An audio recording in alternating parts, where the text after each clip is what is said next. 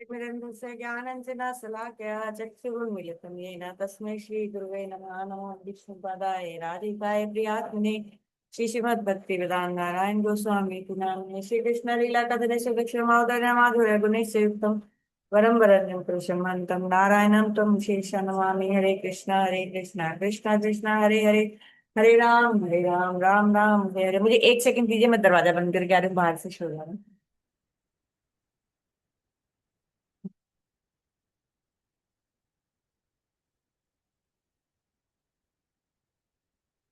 हाँ जी, तो आज हम ये 46 श्लोक कंक्लूड कर देंगे।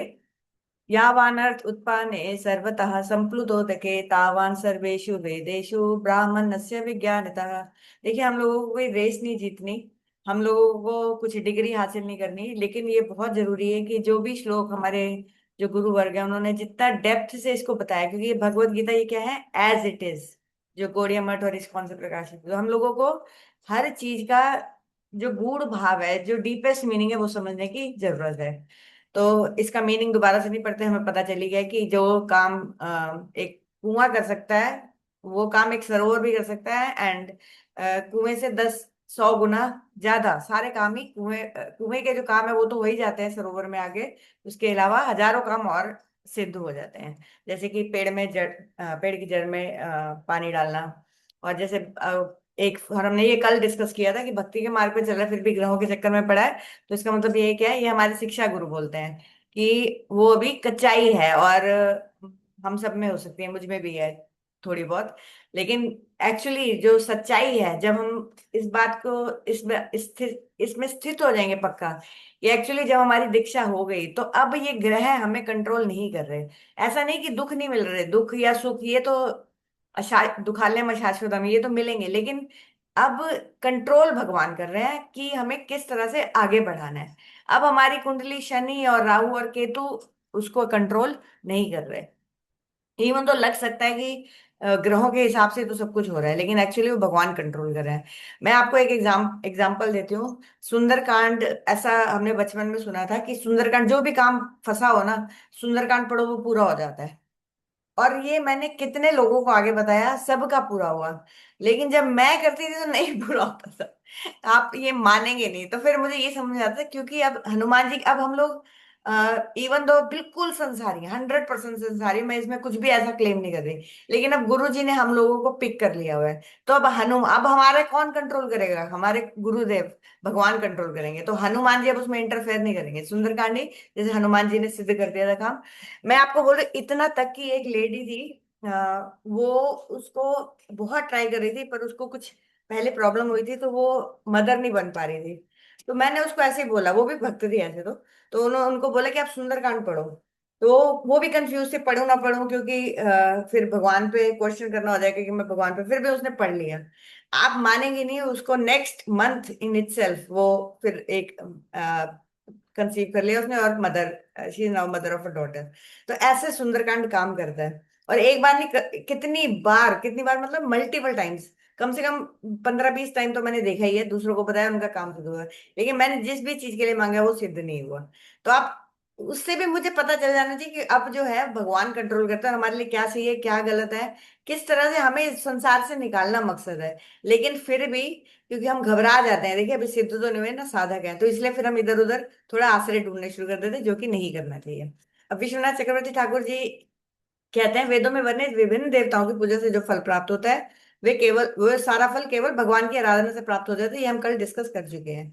तो जो वेद को जानने वाले हैं वो जानते हैं कि इतनी, इवन तो बहुत सारी फ्लावरी लैंग्वेज है, ये करो तो स्वर्ग मिलेगा, ये करोगे तो पैसा मिलेगा, ये करोगे तो सुंदर पत्नी मिलेगी, ये करोगे तो असुंदर पति मिलेगा, लेकिन जो जानने वाले हैं वो जान गए हैं कि ये सब दिया गया है सोल को अट्रैक्ट करने के लिए, एक डिसिप्लिन लाइफ में लाने के लिए।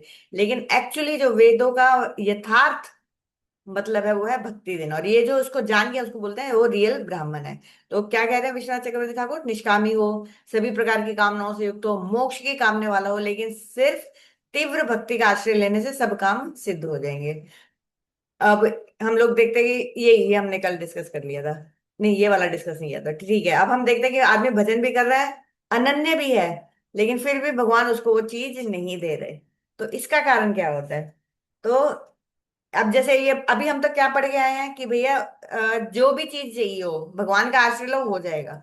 लेकिन फिर भी हम देखते हैं कि कुछ भक्तों के जो सिंसियरली भगवान के रास्ते में लगे हुए हैं तो उनकी कुछ चीजें वो मांगेंगे मांगे मांगे फिर भी भगवान नहीं देते। क्यों? जैसे माता जो है, उनका एक बच्चा तो पूरा हेल्दी है, दूसरे बच्चे का पेट खराब है, पेट पतला हो गया इसको पंजाबी में बोलते हैं। तो माता सुबह सोच रही है आज मैं पनीर के परोंठे बनाऊंगी। लेकिन क्या वो जिसका पेट खराब है उसको पनीर के परांठे परांठे देगी? नहीं देगी, उसको तो दाल का पानी ही देगी। क्योंकि अब बच्चा जितना मर्जी जिद करे कि आप मेरे भैया को पराठे दे रहे हो मुझे क्यों नहीं दे रहे, लेकिन मदर को मालूम है कि इससे खाने से क्या होगा उसको, और उसकी झंझट बढ़ जाएगा, उसकी और बीमारी बढ़ जाएगी। इसी प्रकार कभी कभी हमारे पुराने कर्मों के कारण हमें कुछ ऐसी चीज है जो नहीं मिलनी चाहिए, और हमारे कुछ दोष भी होते हैं, या हम लोग भजन में इतने पक्के नहीं होते, तो इसलिए भगवान बोल जानते हैं कि अगर मैंने जैसे उसको किसी को करोड़ रुपए देंगे, जैसे भक्तों को अभी उसको कामना है, अब भगवान को मालूम है अगर इसको मैंने इसको भगवान के लिए क्या है करोड़ रुपए, लक्ष्मी देवी उनके चरणों की सेवा कर रही है, उनके भक्त के लिए वो दे नहीं सकते। लेकिन क्यों नहीं देंगे? तो उसे मालूम है अगर मैंने इसको करोड़ रुपए दे दिए तो अभी ये भजन में पक्का नहीं हुआ, क्या होगा ये उलझ जाएगा, अब फिर क्या होगा पैसों के चक्कर में ये जिस देखिए जितना भी हम जिएंगे, अब मैं देखो 52 हूँ तो और कितना जी लूंगी, जी भी ली मैक्सिमम भी जी ली तो 20-25 साल।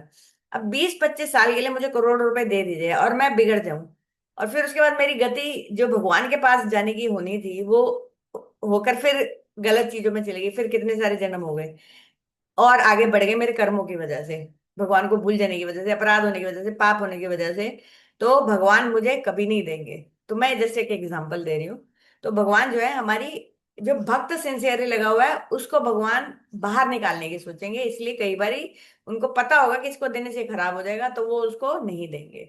अब कई बार देखा जाता है कि भगवान के भक्तों के पास बहुत सारी वस्तुएं भी होती है, बहुत सारे अमीर लोग भी होते हैं, लेकिन भगवान को पता होता है कि ये भगवान देखिए हमारा स्टैंडर्ड हमसे ज्यादा भगवान को मालूम है।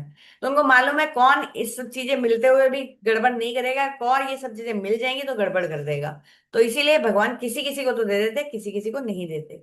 लेकिन हमें अगेन समझना चाहिए कि जो जो है वो बेस्ट है हमारे लिए, स्पेशली अगर हम सिंसियरली भगवान के रास्ते में लगे हैं तो हाँ किसी को भगवान देते किसी को नहीं देते। अब जैसे विश्वनाथ चक्रवर्ती ठाकुर एग्जाम्पल दे रहे हैं, जो मेघ आदि से जैसे शून्य आकाश में सूर्य की किरणें तीव्र होती हैं, जैसे अगर कोई बादल ना हो आकाश में तो सूर्य की किरणें सबसे तीव्र रहेंगी, उसी प्रकार ज्ञान और कर्म आदि से शून्य जो भक्ति योग है वो भी सबसे ज्यादा तीव्र होता है। तीव्र मतलब स्ट्रॉन्गेस्ट होता है।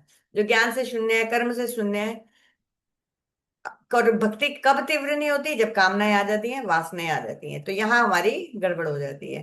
अब जिसकी बहुत सारी कामनाएं हैं वो क्या करते हैं, नॉर्मली लोग क्या करते हैं दुनिया में, वह अलग अलग देवताओं के पास जाएगा जो बहुत प्रकार की बुद्धि होगी। जैसे राहु को मनाने के लिए कई लोग इवन दारू भी लेकर जाते हैं। हम भैरव मंदिर था, मुझे याद है हम लोग बच्चे थे तो बचपन में हमारे छोटे मामा थे, वो दारू की बोतल लेकर गए थे हम सबको भैरव मंदिर, वहां दारू चढ़ती है।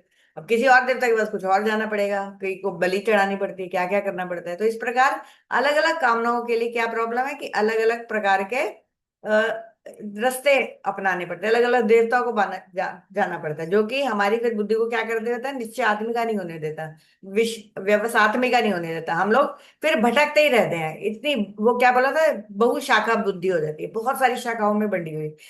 लेकिन जब बुद्धि का ऐसा अनुमात्र भी भगवान की आराधना में लग जाता है तो फिर उस बुद्धि को हम क्या मान लेते हैं, एक निष्ठ मान लेते हैं, क्योंकि जिस वस्तु की आराधना की जा रही है वह सर्वोत्कृष्ट है। अब हमें समझ में आ गया, अब क्वेश्चन उठ रहा है कि कृष्ण भजन ही करना है। टाइम देख लो एक बार, हाँ टाइम है अभी। कृष्ण भजन ही करना है और कृष्ण भजन करने से सब कुछ प्राप्त हो जाएगा।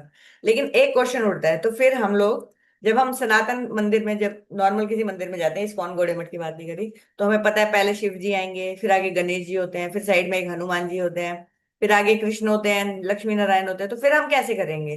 फिर हमें क्या करना चाहिए ऐसे मंदिरों में जाकर? तो अगर कृष्ण तो अगर हम लोगों को क्योंकि कृष्ण का ही भजन करना है तो फिर हम किसी देवी देवता को प्रणाम नहीं करेंगे? शिव जी आगे, गणेश जी आगे, हनुमान जी आगे सामने, तो क्या हम उनको प्रणाम करना छोड़ देंगे? लेकिन ऐसा बिल्कुल भी नहीं है, करेंगे, हम सबको करेंगे। लेकिन इतना जानकर अब कि वो भगवान नहीं है, उनको देवता मानकर प्रणाम करेंगे, और जब उनसे प्रणाम करेंगे तो मांगेंगे क्या आशीर्वाद में, कि हमें भगवान के चरणों में एक निष्ठ भक्ति दे दो। उनसे प्रार्थना करेंगे मुझे प्रभु की भक्ति प्रदान करो। देवता लोग भी इस चीज से बहुत खुश होते हैं और बोलेंगे, क्योंकि वो सब भी भजन ही करे, गणेश जी बहुत बड़े भक्त हैं, उन्होंने भागवतम लिखी है, व्यास जी डिक्टेट कर रहे थे, वो लिखते थे, तो वो क्या बोलते थे, बताओ हमारा, वो क्या बोलेंगे, बताओ हमारा एक और भाई बंधु आ गया। हमारे शिक्षा गुरु ये डायलॉग यूज करते हैं। बोलते मैं तो माला करता ही था, अब एक और आ गया मेरे साथ माला करने वाला, बड़ा आनंद आएगा। तो ऐसे सोचते हैं। तो गणेश जी को जो जो देना है वो वैसे ही दे देंगे, उसको बिना मांगे ही दे देंगे।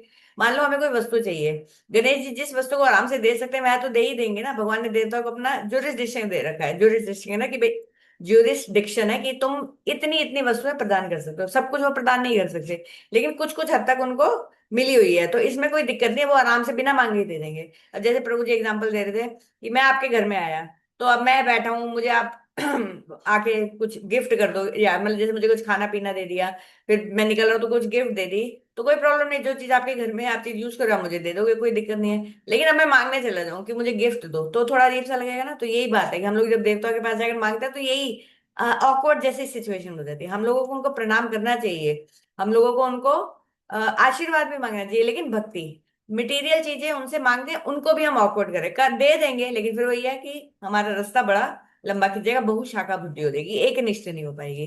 तो गोस्वामी तुलसीदास जी राम जी के एक निष्ठ भक्त थे, हम सबको मालूम ही है। फिर भी रामायण के आरंभ में उन्होंने विभिन्न देवताओं के पास उपासना की है। जैसे रामायण के आरंभ में उन्होंने सरस्वती जी की उपासना की, गणेश जी की है, शंकर जी की है, पार्वती जी की है। अब ये स्लाइड मेरी मिस हो गई। तो उसमें उसका मतलब क्या है, तो वो उन्होंने पूरा एक स्लाइड मैं कल बताऊंगी, फिर हम लोग 47 श्लोक शुरू कर देंगे। वो कह रहे जो शिव जी और पार्वती जी हैं, इनकी कृपा के बिना हम भगवान को जान ही नहीं सकते, क्योंकि शिव जी भक्ति है और पार्वती जी श्रद्धा है, और ये दोनों क्या है, हमारी भक्ति के फाउंडेशन है। तो इनके बिना, इनकी कृपा होगी तभी मैं भगवान राम के गुणगान लिख सकता हूँ। तो देखिए एग्जैक्टली जो एक भक्तों को करना चाहिए वही कर रहे हैं वो सब। पार्वती जी, शिव जी, गणेश जी की पहले सरस्वती जी की उन्होंने 100 बार उपासना की रामायण में, शुरुआत में तो की है, बीच बीच में भी की है, लेकिन मांग क्या रहे हैं, बस यही हमको समझना है। यही बॉटम लाइन है कि हम लोग अपनी बुद्धि को व्यवसात्मिका कर दें, एक निष्ठ कर दें, जो भी चाहिए भगवान से मांगे। बाकी देवी देवता सबकी रिस्पेक्ट करनी है। देखिए कई बार मैंने देखा तो नहीं, पर मैंने सुना है कि जैसे ही भक्त बने, वैष्णव बने, गुरु दीक्षा हुई, तो इतना कोई लोग भक्त करते हैं कि शिव जी की पिक्चर निकाल निकाल के बाहर फेंक देते हैं। बताइए कितना घोर अपराध है ये। तो हमें कोई उग्रवादी नहीं बनना है, हमें एक्सट्रीमिस्ट नहीं बनना है। हमें समझना है कि सबका अपना, अपने माता पिता को बाहर निकाल के फेंक देंगे हम अब, क्योंकि हम भक्त बन गए हैं। तो ये भक्ति करना है, इससे ज्यादा तो बेटर ना ही भक्त बनो अगर ऐसे काम करने हैं तो, क्योंकि फिर तो तुम इतने घनघोर अपराध करो कि नरकों में सड़ोगे। तो इसीलिए रिस्पेक्ट किसी की नहीं जानी, ये कहीं नहीं बोला जा रहा कि हम रिस्पेक्ट ना करें, लेकिन उनसे क्या मांगना है और उनको किस दृष्टि से उनके प्रणाम करना है वो समझने की बात है। बाकी हम लोग कल बात करते हैं। हरे कृष्णा कृष्णा कृष्णा हरे हरे, हरे राम राम राम हरे हरे।